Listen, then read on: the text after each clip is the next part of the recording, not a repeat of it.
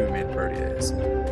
So they're not direct related to each other, but they're somewhat similar.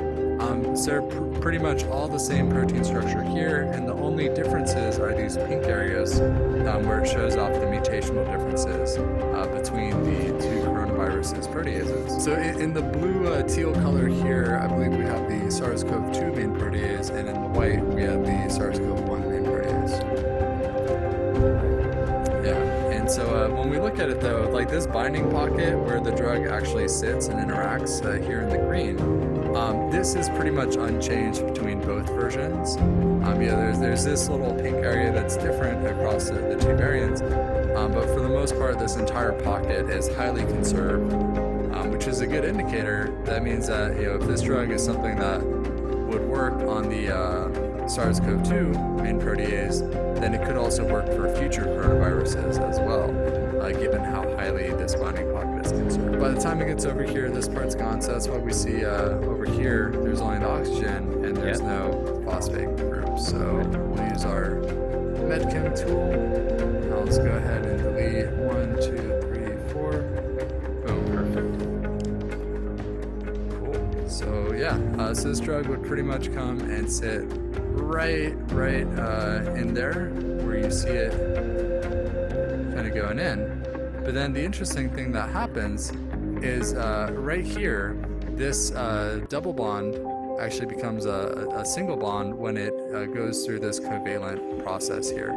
So when it goes into the binding pocket, this carbon as part of the drug forms a covalent bond with the sulfur that's part of this cysteine 145 residue.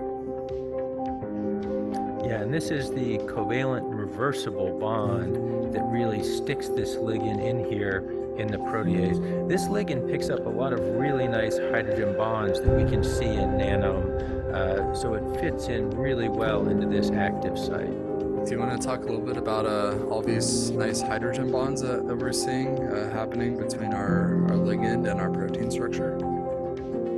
Right. I mean, you can see a number of them. I think even starting over here with this indole cap here that makes this hydrogen bond to this backbone carbonyl of glutamic acid 166, I believe. And then if you follow along, you can see the amide here is also picking up a hydrogen bond to a backbone NH here and to a carbonyl of glutamine 189 here. So just a lot of nice interactions through here that we can see in nano. Yeah, and you can probably also see this little bit of variation. So when we did a RMSD calculation to overlay the two different protein structures, each one of them had this ligand docked in there. So you can see the orientation is slightly different, but I don't really think that makes much of a difference. It's pretty much forming all the same hydrogen bonds, and it's definitely forming that same